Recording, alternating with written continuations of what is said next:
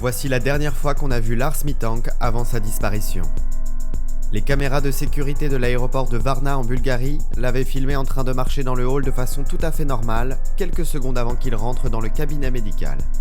Et il en était ressorti terrifié, courant vers la sortie pour ne plus jamais revenir. Wenn ich natürlich mir die Bilder angucke, dann und in seine Augen schaue, sagen die mir, ich komme. Und die halt durch. 4 jours avant, le jeune Allemand de 28 ans avait eu une dispute à propos de football avec d'autres touristes devant un McDonald's, dans la station balnéaire de Golden Sands en Bulgarie, où il était en vacances avec des amis.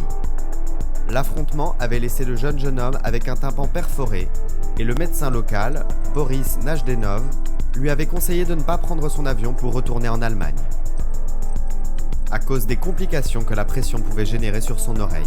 Il lui avait prescrit un antibiotique du nom de Cefuroxima.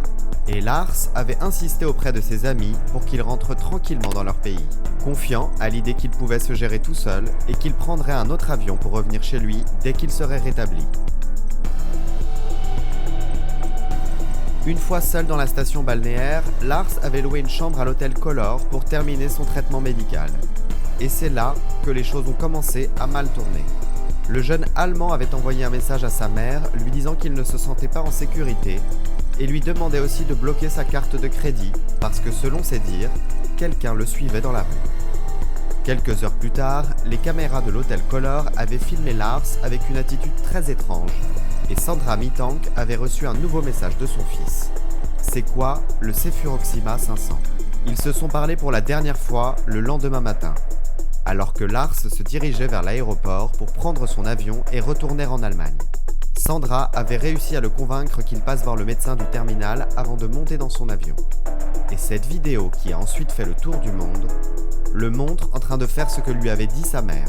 Lars Mittank était entré pour une consultation avec le docteur Kosta Kostov dans l'aéroport de Varna. Et 46 minutes plus tard, il en était ressorti en panique, comme s'il essayait d'échapper à un fantôme invisible.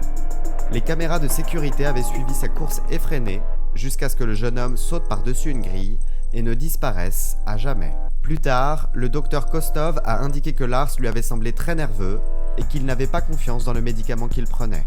Le médecin s'était assuré que son oreille était en parfaite condition pour voler, mais alors qu'ils discutaient, un employé a interrompu la consultation.